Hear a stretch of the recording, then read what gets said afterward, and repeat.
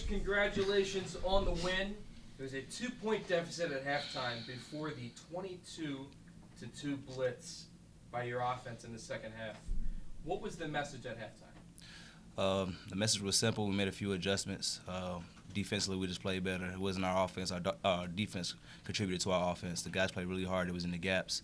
Made them take tough shots and force some bad passes, and we capitalized on that. I think with the message defensively, was it to front Crawford because he seemed to have his way in the first half on the right block? Not necessarily. We wanted our bigs to play kind of behind him. We've seen a lot in film where people will front him. I mean, he's 7'1", 7'2", however big he is, and they would just throw it over the top and it's an easy dunk. Our bigs, I mean, they fought the whole game. First half, I mean, we was down like almost 8 or 10 at one point, and our bigs continued to fight, and I think that helped come into the second half. It wore into their bigs, and we just made them really work. And they did a very good job, made a few adjustments on them, and it seemed to work. Akia, the backdoor cut by Jordan to take the lead for the and one, was that just a design play, or was it just going through the motion? Because when he made the basket and then made the free throw, it seemed like you guys were never going to look back. Yeah, but we had timeout. We had talked about that. The back door, we knew they play in the gap, so we played in the back door. David, your stretch of 8 straight points, it's not that you're not a big-time shooter, but were you just feeling it, or were they just giving you room to shoot from the outside? Because that ultimately was the difference of the game. I was just trying to play off my instinct, really, and just trust my instincts. So I thought I could make the shot, so I took them and made them. Spencer, talking about the selflessness of the team, your alley-oop dunk or the fast break dunk kind of put the game away to make the game 15 points in favor of you guys.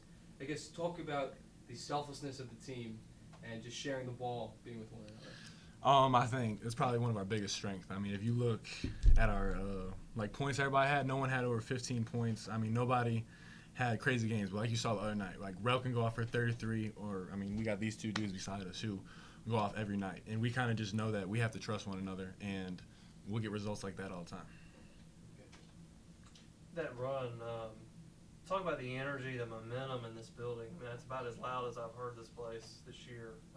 Some of those baskets you hit during the run. How much did that propel you guys?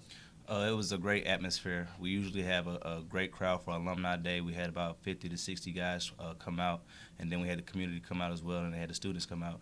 And with everybody hitting shots, Dave, taking some really good threes. I'm calling the play. He's just pulling up, and it's draining. I'm not going to stop him, but the crowd was great. We had a great energy, and we definitely fed off that. Our defense, I think, fed off that, playing in the gaps, getting very hyped, and then that led to fast break points.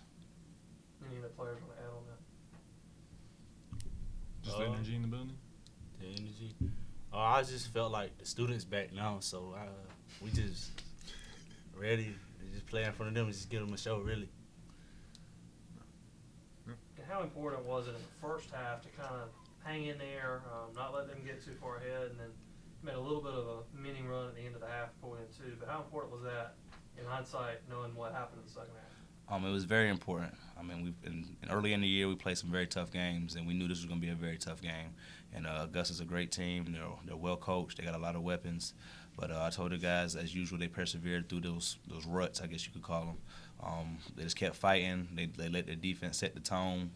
We started rebounding. I think we were up 2 on the boards at halftime, and it ended up being plus 10. So the guys really took the challenge of playing defense and rebounding, and everything else took care of itself.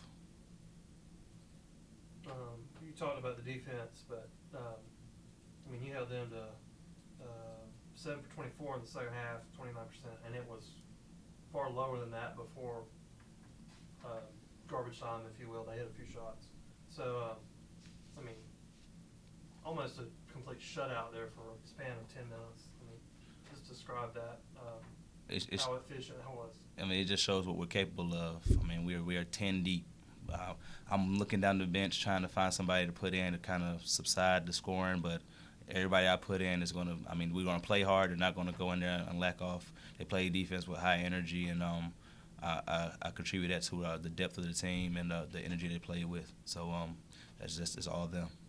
Spencer and Akia, talk about, I guess, maybe the challenge to defend a guy who's taller than you and wider than you than Crawford, and obviously not an easy task, but I guess go into detail for those who may not know what it's like to defend someone that tall. Well, we knew into the game. We had a few games before we saw him on film, and he was killing teams with over the top and stuff. So our game plan was to kind of play half behind and kind of front him with a hand in front of him. But we know that we're faster than him. He may be bigger, but we're faster. So we just got to beat him in the spots and keep him from getting to his spots.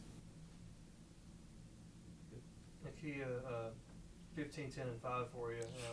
And David's shots are going to get a lot of attention. Spencer's not going to get a lot of attention, but you were kind of the glue that held it all together in this game.